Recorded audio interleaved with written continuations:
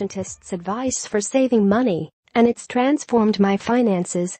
Chris Hondros. Getty Images. After years of feeling like my finances controlled me, and not the other way around, I'm happy to report I have found the solution in the wisdom of a neuroscientist. Perhaps the insight can help you too. I first met Moran Cerf, a professor of neuroscience and business management at Northwestern University, over the summer. We chatted about the ways people make poor decisions and how they could make smarter ones. The conversation was so interesting, I wanted to meet again. So a few months later we convened on the second floor of a Whole Foods to delve yet again into the depths of decision-making. He brought up the topic of personal finance and how to create the perfect budget. Reuters. According to Cerf, decision-making is mentally draining.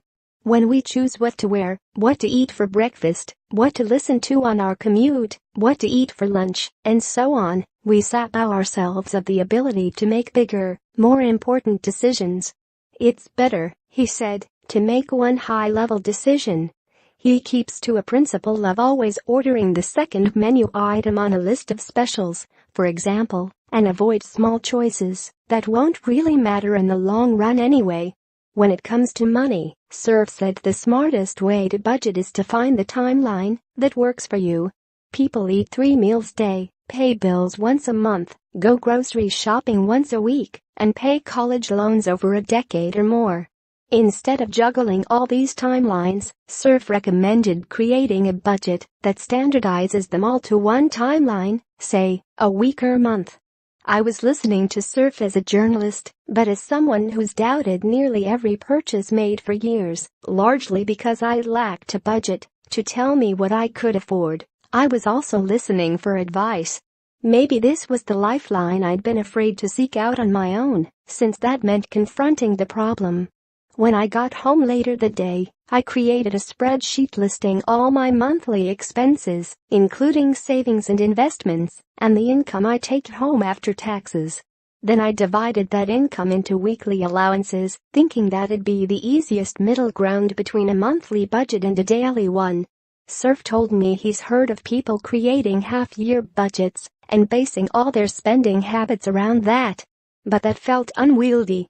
Thomson Reuters. After each week, I colored the total spending in green or red depending on whether I'd come in under or over the budget.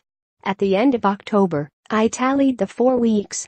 To my surprise, after a 31-day period that included an unexpected medical bill, a weekend camping trip, multiple long lift rides, and a handful of nights eating out, I was still under budget. Suddenly, I realized I had nothing to feel guilty about. I also didn't need to try out a month-long budget or any other time scale, since I was lucky enough to find my sweet spot on the first go-around. I'm still leaving some room for doubt, only because my current setup doesn't allow for major purchases.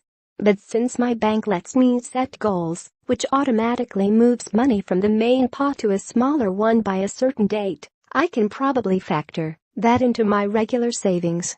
I'm only in my second month of using Cerf's technique, but it's already erased years of self-doubt.